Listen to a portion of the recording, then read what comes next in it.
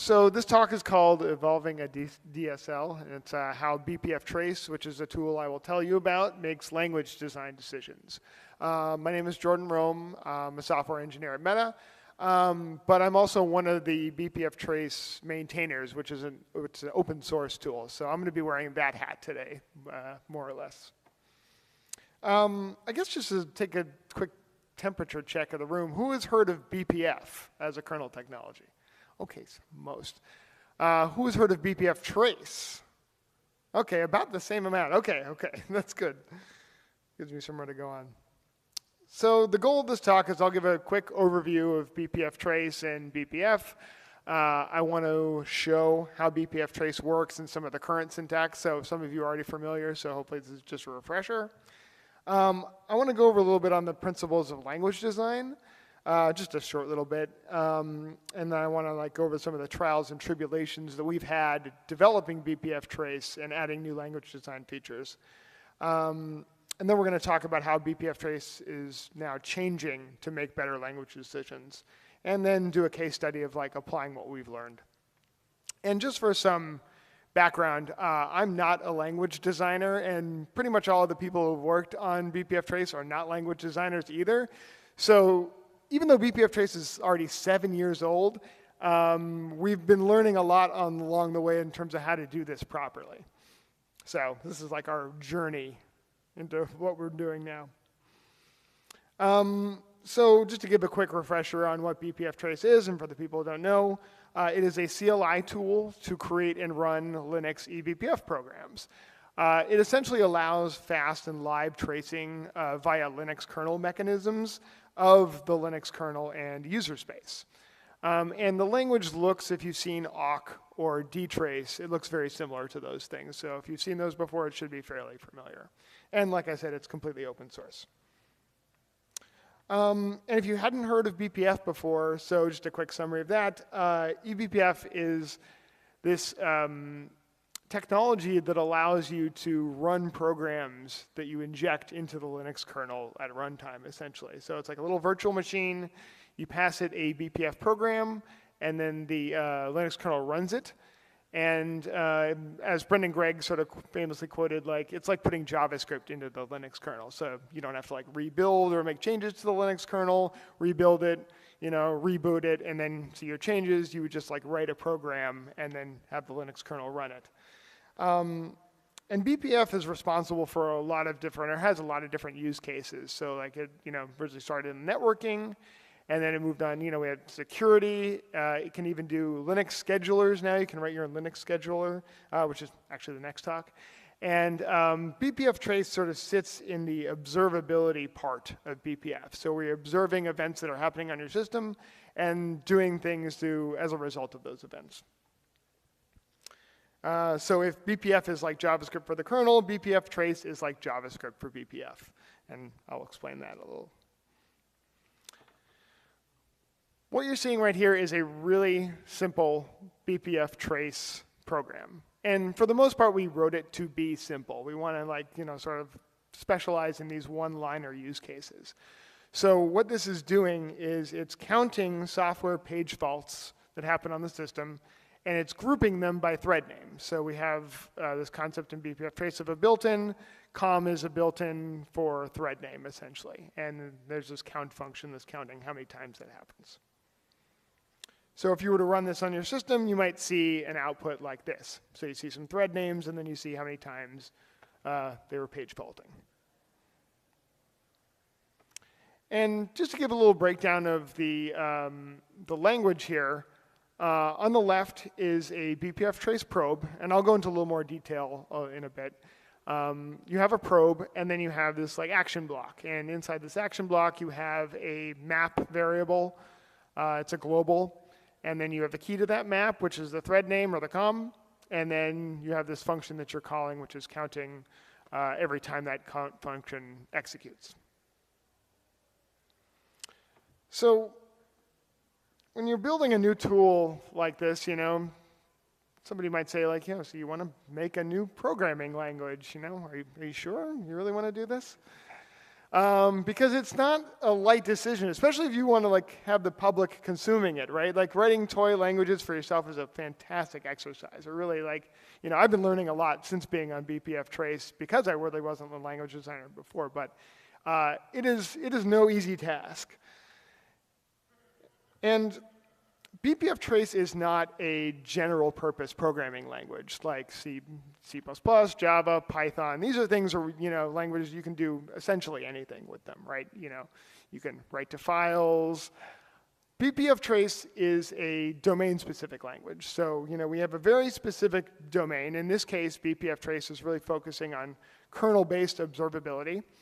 And in that case, we have like specific boundaries of the language that we don't really want to go beyond. And that even includes the boundaries of BPF, right? We don't really get into security or networking. Like we were focusing on like observing via BPF. And just some other examples of DSLs if you're not familiar, like HTML or awk, like I mentioned, regular expression, SQL, these things. These are very specific domains. So the thing about a domain-specific language, right, is you're trying to solve a problem. So what is the problem that bpftrace is trying to solve, right? Oftentimes when you're debugging a system, you want to be able to answer a lot of questions about that simple system quickly, especially if that system is like in danger, right? Like if it's running really slow or if it's part of some like critical path of some service that you own. You want to be able to get answers quickly. So, some questions you might ask of the systems, like how many files are, opened by a particular thread name. You want to get, read size distribution by thread name or trace like disk size, for example. So all of these questions, and I know that they're a little contrived because, I have the slides here, but like all of them can be essentially answered in single line bpftrace programs, which is really neat. Remember, emphasis on the sort of like one-line use case of bpftrace. This is like a good example of that. Just write out these one lines and it gives you like detailed answers to all these questions. So that's one problem bpftrace is trying to solve. We wanted to develop a tool to like be able to answer questions quickly about your system, especially when it's in distress. This is a observability program. It's written in a few different like sort of versions or variants of BPF. It's called exec snoop. And all this program does is it traces exec system calls on your system, which is just allowing the process to replace its current executable with a new one. And all it does is print the time that it happens, the parent process, PPID, that called the exec, and then the new process that was spawned, and then the first argument there. So that's all this does. It's a very simple program, but possibly very powerful depending on how you use it. This is exec snoop, that same program, in raw C or raw libbpf. So now, don't worry about sort of like trying to read all this. That's really not the purpose of this slide. I'm just trying to show you how much code it takes to write this program. So here is the bpf.c file that you need for exec snoop. This is the user space C file that you need for exec snoop that sort of interacts with that bpf.c file. It does things like opening the bpf program and loading it. It attaches to system calls. It like consumes this ring buffer. Here's some more of that program. As you can see, it's a lot. But if we were going to look at this same program in bpftrace, that's it. That's the whole thing. You print the top column names, and then you attach with this like bpftrace probe, and then you just print some information about it. And that's all you need. That's the whole program. So that's, as I illustrated, one of the other problems that bpftrace is trying to solve. There's a lot of boilerplate in raw BPF code that we're trying to get rid of. Has anyone seen this before, out of curiosity? Maybe a couple of people. So this is an eBPF verifier error. So if you're writing raw libbpf C code, and you go through the whole thing, and you load it, and you run it, you might see this. And this is awful to look at and debug. I've had to do it many, many times. And I even asked AI to render an image of me debugging this. And this is what it came out with. So I'm very sad. very, very horrible. So bpftrace is also trying to abstract and basically prevent people from seeing these verifier errors. Like we do a lot of things internally to prevent the user from seeing this. We write BPF code that we know is correct for that particular kernel version. So ideally, you never see this in bpftrace. You know, still some edge cases that happen, but that's one of the goals. And we have some additional, goals as well. So, the matrix of different kernel versions is very difficult to support on your own. There really isn't one tool to answer like such a wide variety of observability questions. We want to make it so that you can ask your own and answer your own via bpftrace. And you don't really need a tool chain for this. It's one bpf CLI tool. You can write strings and push it into it as your programs, and that's all you need.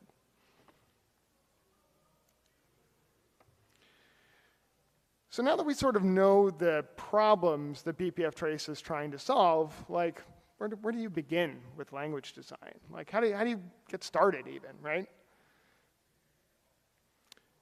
In focusing on just the observability part of bpftrace, we know that observability for systems is event-based, right? Like something happens on your system and you want to know about it or you want to know how it impacts something else.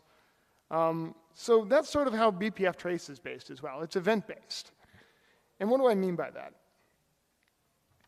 Well, actually, let me show you the different types of events first. So these are sort of a quick chart of all the different observability events and, therefore bpftrace probes that can happen on your system. So you have everything from like software events to hardware events, to things that happen in the file system, and like user space applications. There's so many. There's a lot.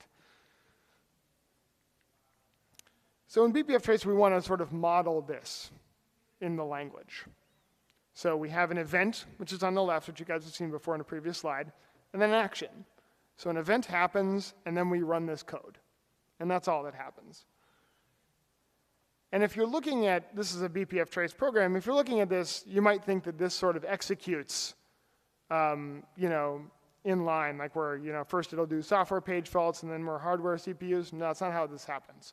In bpftrace, it attaches to all these events or probes at once.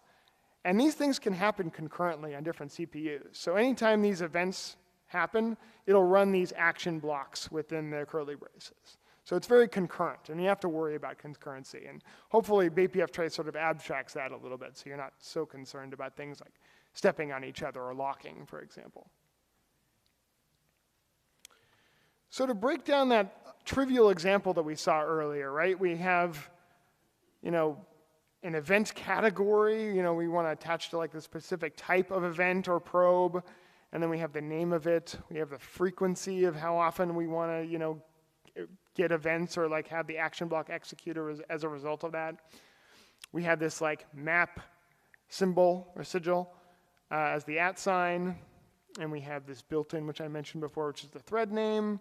We have an assignment operator, and then we have the special function that like counts every time it hits, right?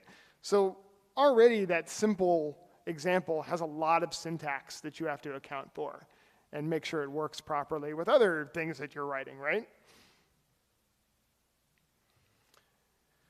So bpftrace is a CLI tool. It is also a language, and it's also its own compiler. So from this little string that you pass it, it does some lexing and parsing. It turns it into an abstract syntax tree. It then does some code gen to generate LLVM-IR. That code gen then gets compiled with Clang, and then it gets compiled to BPF bytecode, and then eventually this thing gets injected into the kernel for actual behavior. So bpftrace is doing a lot of work there. And that's also what makes it complicated. And when you're writing a language, you sort of have this trade-off a bit, right? You have less expressive, minimal DSL, like think of like regular expression. Like it's powerful, but it's powerful in like text searching. That's what it does well, right? And it's easy to understand, or at least easier to understand in that way. And then you have like languages like C++, right, which are incredibly expressive and can do a million things. There's like metaprogramming. There's like so many metaprogramming things in C++ I don't even understand. And it's harder to understand if you're looking at it, right? So where does bpftrace fall, or where should it fall in this on these two poles. So let's go over a case study real quick that I call the leaky abstraction. So a little while ago, well, I guess to preface a little bit, in bpftrace we have two different kinds of variables, more or less. We have these things called globals, and which any probe can access, and I'll show you an example in a second. And then we have these things called local variables, or scratch variables, which are specific to the probe that they're inside. So for example, let's say you want to trace the latency of some event, right? So in this case, we're looking at block BIOQ, and we attach to when it first happens, and so we're taking a timestamp based on this argument. And then when it completes, we look it up via this map variable. So we'll look it up in the map, and we'll subtract it from the current timestamp, and then we have the latency. So in this case, the variable latency, there's a scratch variable, can only be accessed within this probe, whereas the start map can be accessed in any probe. Okay? And these more or less, these maps map to eBPF maps. So there's a lot of different kinds of eBPF maps that exist. And in bpftrace, you're more or less like, you know, we're trying to keep that from you. Not like on purpose, but like it's simpler if there's just like one sort of global map kind in bpftrace. But, you know, it's a leaky abstraction. And so we have to sort of surface some parts of it. So for example, if you just have a single key to a map and a single value, this is using a BPF hash map under the hood. However, if you're utilizing this function in bpftrace called sum, we are using a per CPU hash map. And the reason that these per CPU hash maps exist is to prevent you know, slowness in terms of taking a lock. The values are kept on a particular CPU, and in bpftrace we sort of sum that afterwards. And then we have like special kind of map types in bpftrace. Like, so we want to be able to like print out a histogram, for example. So we have this histogram function, which is, it doesn't really map to any BPF map. It's sort of its own thing in bpftrace using a BPF map under the hood. So the feature we wanted to add, and it's a long-winded way of saying getting there, but we wanted the ability for users to just loop over their maps. And we didn't have this syntax prior, right? So we created this syntax for a for loop where the first, you know, piece of it is a local or a scratch variable tuple, which is the key value variable there. And then you pass it the map that you want to loop over. And then, you know, key value 0 is the key of that map and the value of that key. Simple enough, right? Seemingly. Well, for the hash map case, it's very easy. So in this case where we have a map with just one key and one value, key value is 1, key value 0 is 1, key value 1 is 2. Well, what happens when you start looking at per CPU hash maps in bpftrace? Well, the return value that you're getting for this map is really the current value for that at that CPU, which is maybe not what users want, right? So like maybe we want to return the aggregate of, you know, that value across CPUs.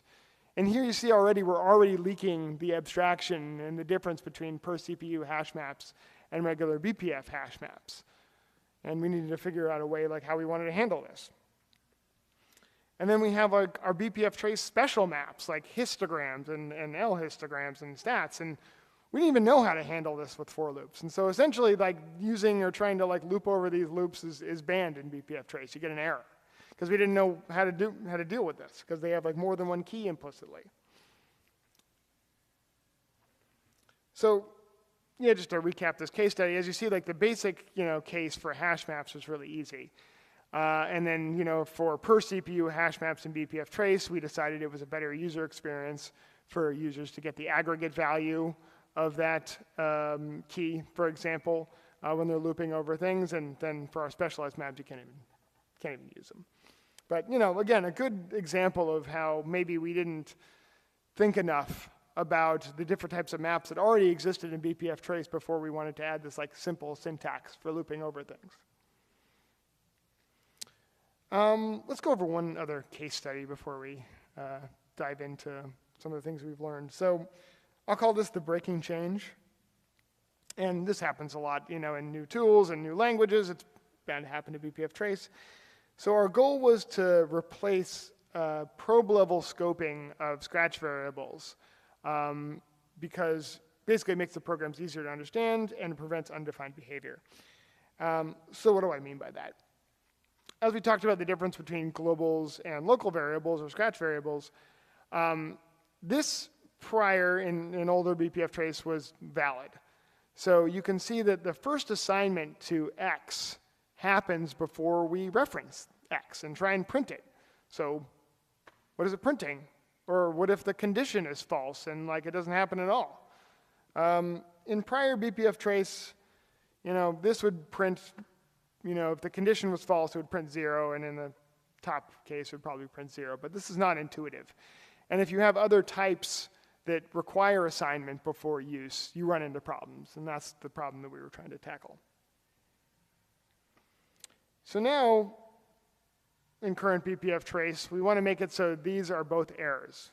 X being undefined, you didn't define it, you didn't assign to it prior to use, okay? So that's fine, but it's a breaking change, right? All previous bpftrace scripts people were using and potentially doing this, maybe not a lot of them were, but even so, it's not a great user experience if people are trying to debug their system quickly and they have a script that works and has been working for them to suddenly get an error for something that was valid before because X was, probe scoped variable instead of lexically scoped. So what did we do to combat this problem? Well, we could have had it maybe just X be just a dangling sort of variable with a semicolon after it. We talked about putting auto before X to indicate that it could be any type of variable. But instead, we decided to introduce a let syntax. So here is us declaring that X's scope, for example, in the top part of the probe. And so it's accessible within the conditional and below it. So now it sort of maybe more makes sense that it prints 0 and then prints 0 or 5 at the bottom. And we do some sort of nice things to help you out. Obviously, we prevent variable shadowing. This is probably more for developers of bpftrace than it is for users. Because in some languages, I think in Python, this is perfectly valid. You can shadow variables and sometimes have linters that give you warnings about doing so because it's kind of, not great writing, but, this is not allowed in bpftrace. But we decided that, and so for using variables that haven't been assigned, we were sort of tinkering on whether or not to allow this. I think originally it was a warning, but in other languages, this is okay, and we thought it was a better user experience ultimately to allow users to use variables even if they weren't assigned. So as long as they were declared in the scope, that they can access, it's okay, you just get a warning and it'll be 0. So it's sort of embracing 0 semantics for variables. When we were starting with the let syntax, and this is where I'll diverge a little bit, because we haven't really talked about types so much in language design, right? And bpftrace, a lot of the types are hidden, kind of. You get errors that tell you about types being not compatible, but we really don't surface them to users too much. And in the first iteration of the let syntax, we wanted people to be able to specify the type of their variables that they were declaring. So in this case, we have a colon syntax with a string on the right side, and then if you try and assign an integer to that variable, you get an error that it's a type mismatch, right? This should be fairly familiar to folks. But the problem is that bpftrace is statically typed, but all the types are inferred. And bpftrace has its own types that aren't related to the C types that it has to process for the most part. So we have a string type in bpftrace, which is this, it looks like a string literal. We have an integer type of different sizes in bpftrace. We're also able to sort of parse and handle C types, the struct type, for example. And then we have, types for our weird maps that you can do cool things with in bpftrace, and it's an average T type, right? But if you're beginning to bpftrace, maybe these types are a little too abstract and weird. They don't quite match to the types that you're used to. And they don't quite, they're not really compatible with each other in a lot of ways. So here's an example. So currently we have more or less light support for all C types, because when you're observing things in the kernel and you get arguments for certain probes or events that you're attaching to, you want to be able to get the arguments out of those functions or out of those trace points. And so we allow you to do that in bpftrace. You can sort of cast certain built-ins in bpftrace to C types. And then we have this, I was mentioning, we have different sort of internal bpftrace types that don't quite match to these things. And so for users, we decided that we were sort of against this new let style of syntax to allow people to specify types, just because we couldn't represent all the different types that we had internally with the way people view and represent C types. We didn't have a full C type parser in bpftrace. So all these things which would be natural to do in bpftrace, you'd have a let variable, which is a string. You can't do a pointer to a string, or an array of this special bpftrace type here. These would all become errors. So that's when we decided to just simplify it. We don't let people do the types anymore. You can just do your let variable, and we're sort of punting on interacting with types with users.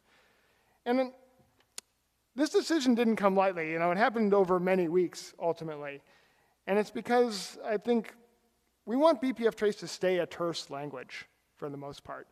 And while you get some safety with types, if you're just writing little one-liners or things that doing observability, you want to be able to do it quickly. And adding just more types directly into the language that the user has to deal with is maybe just adding unneeded cruft. It's keeping it from being terse. So we talked about some case studies, and it may be surprising, but we didn't really, bpftrace really didn't have a good method for making language design decisions, in the past X number of years, and we're starting to get better at this. So I want to explain about how we've sort of evolved in making language design decisions. One of the things that we did was really sort of hunker down on what our priorities are.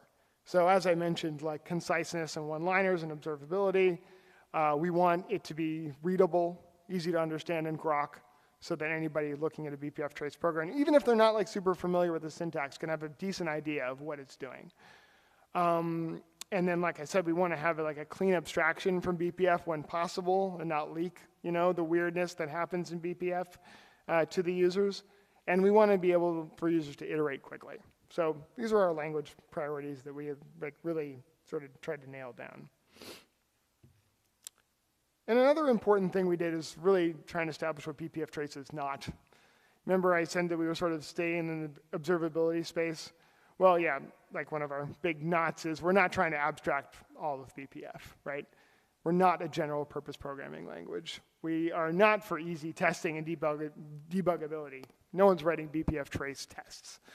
And then it's really not for metaprogramming or object-oriented programming. It's a scripting language, like awk. It should be fast.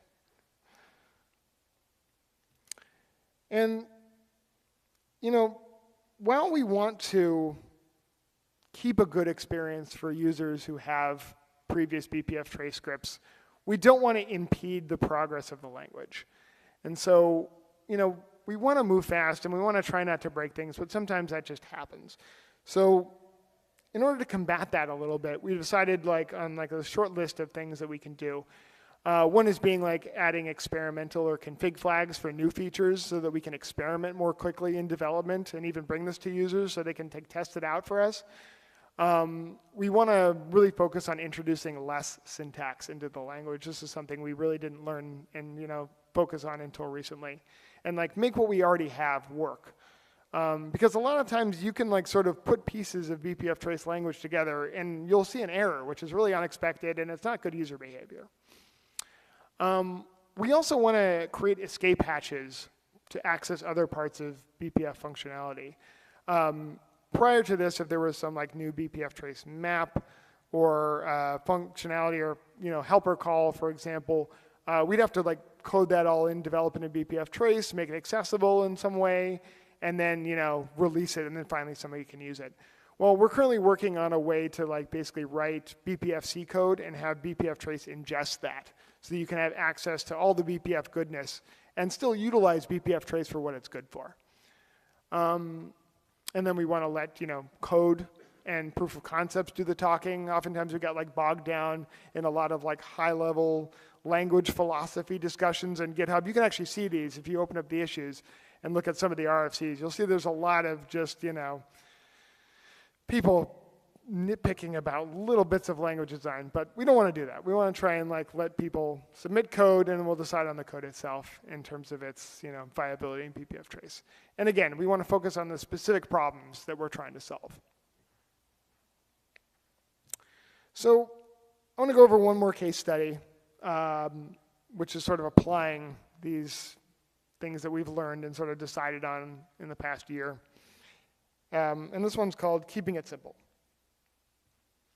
So the goal of this particular language feature was to expose different eBPF map types to users.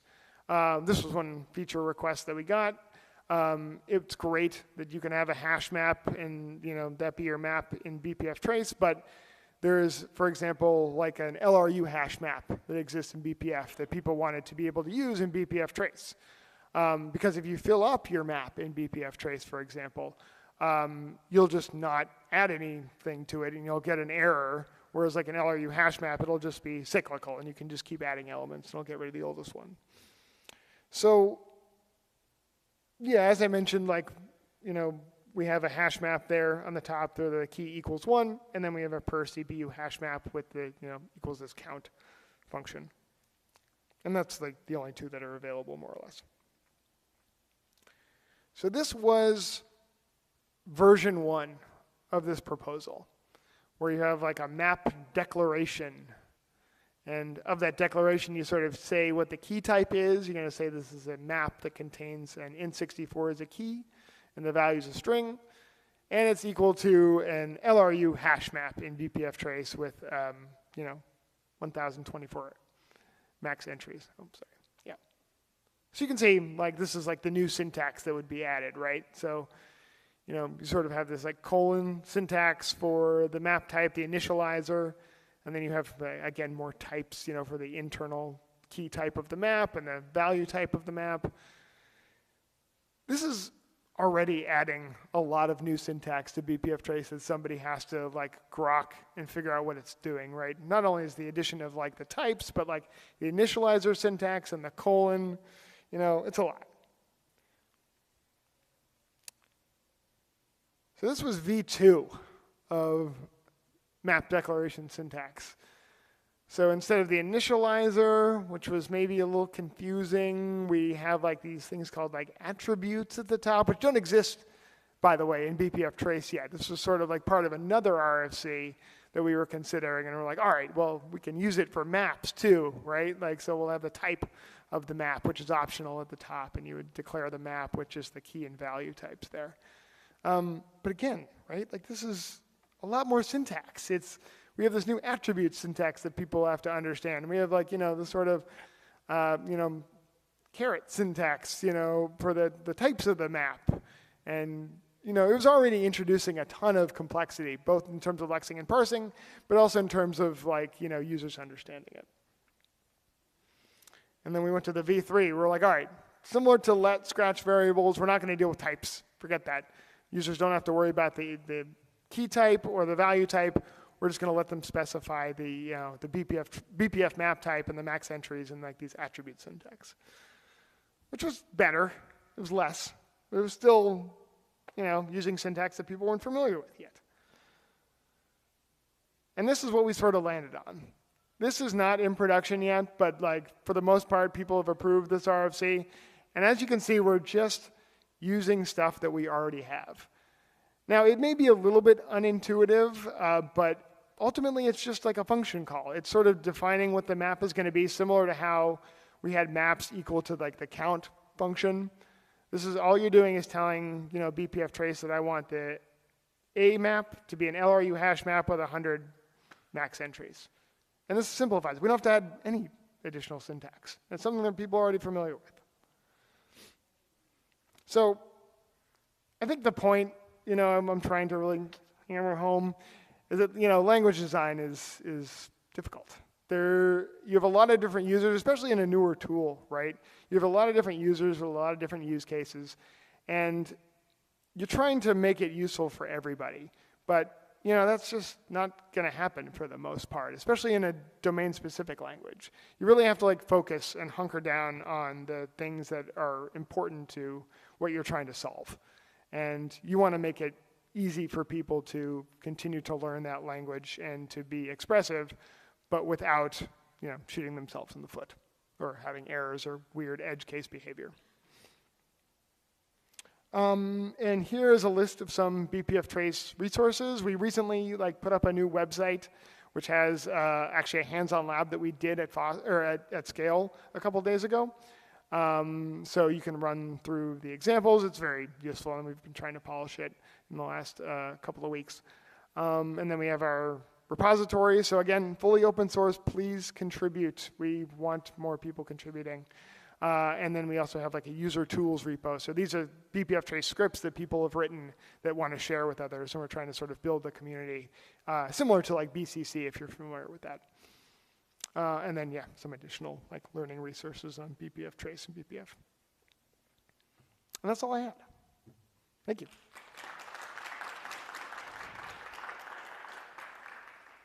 Do we have time for questions? We sure do. Okay.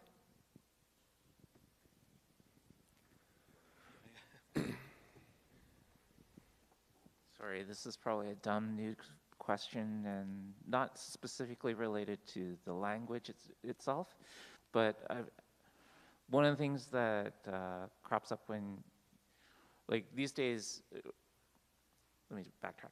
So I understand from the heritage of it kind of descending from dtrace, it was designed to run in a very interactive mode, right, bpftrace, where you kind of run your script and it kind of just keeps running until you press Control-C. But, very similar to how by default, MTR might continue to run until you stop it. But MTR has a report mode where you can tell it, run for X number of seconds so that you could actually automate it and use it across a fleet, for instance. I was wondering, is there any effort to develop tooling like that in bpftrace? In particular, also to be able to aggregate data across multiple servers in a more easy fashion? So let me try and repeat the question. So you're asking if there is a feature or something in bpftrace where you can run it for a set amount of time and then additionally aggregate data across servers. Is that correct, more or less? Yeah. Just in general, get out of the mindset of, I'm running against just one server interactively in a shell, and more I'm querying an entire fleet. Yep. So bpftrace does have this special probe that you can attach to, which is an interval probe. And so you can set a certain time on this interval probe to be fire this action block after X number of seconds or minutes. And within that action block, you can have an exit function call, which it'll just stop it and print out a bunch of stuff from bpftrace. So that's the answer to the first question. And I was aware that was possible, but it just means you have to change the code then, right? Between when you run it interactively versus not. Sure. Yeah. I can talk a little bit about what Meta does because it's actually sort of open source and public knowledge now, but Meta runs bpftrace scripts in production, and it does it across many hosts in the fleet, sometimes all of them, actually. And it has a mechanism, a configuration mechanism that allows you to specify how long these scripts will run, and then it aggregates this data into a sort of SQL-style, database that you can look at in aggregate. So it's possible. We do it at Meta. But bpftrace being sort of a single command line tool is maybe a little bit out of the scope of the tool itself. So it's more the application of it, I think. But we are doing that, yes. And is there somewhere I can read up more on that? Yes, I'll show you after. So Davide says, I actually recently did a blog post about strobe light, actually, which is the tool I'm talking about. So let me see if I can find it here. So this is available on Meta's engineering blog if you want to read about like how we do profiling and even the use of bpftrace in Metaprod. So yeah, this is the post.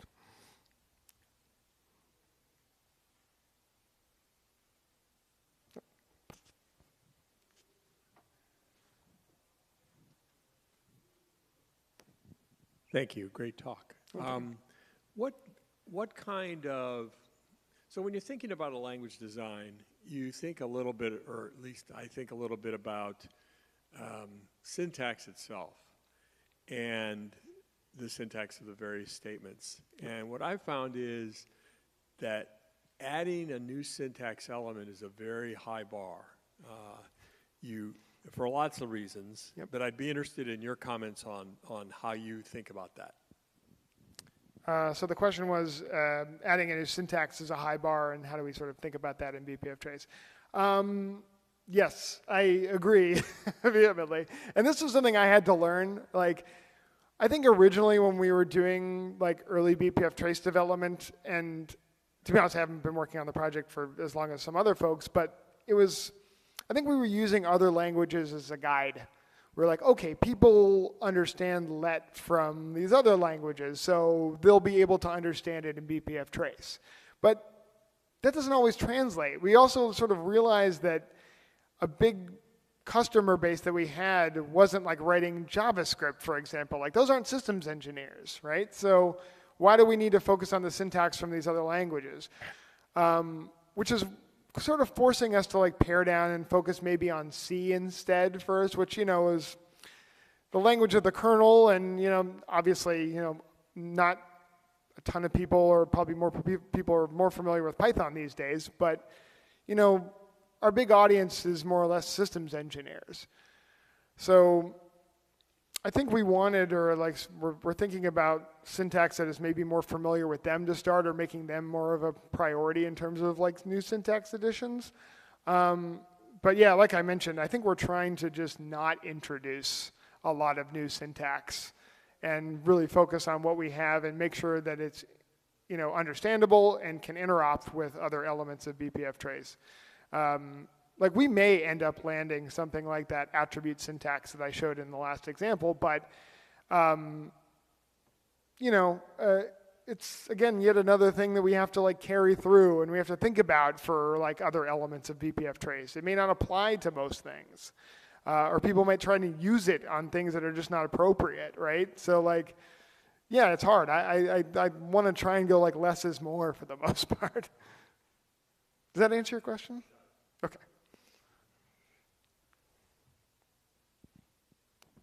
To add on to what you just said, can this be fed into an LLM model so that you don't have to worry about syntax and somebody, ChatGPT or somebody can write your BPF code for you and then you can figure out the observability of a system? So like, can you repeat the question?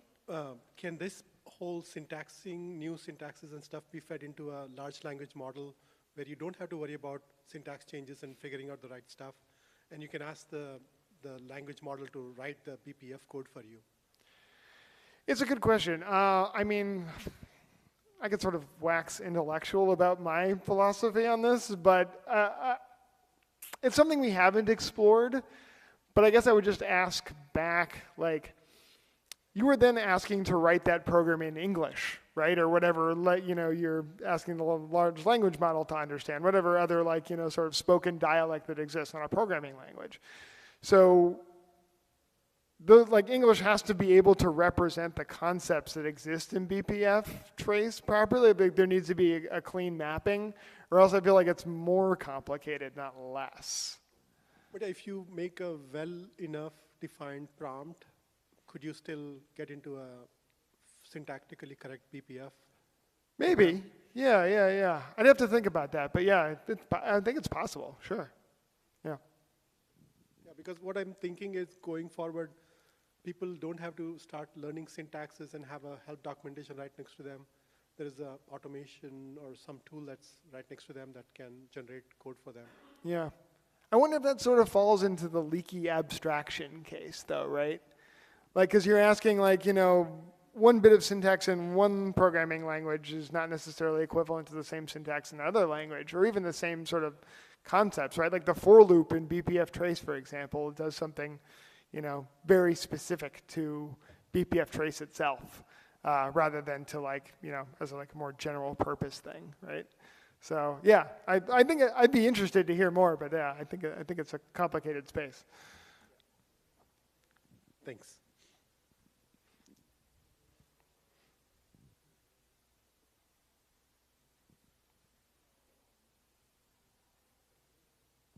I guess we're good. Cool. No questions? No? All right, thank you.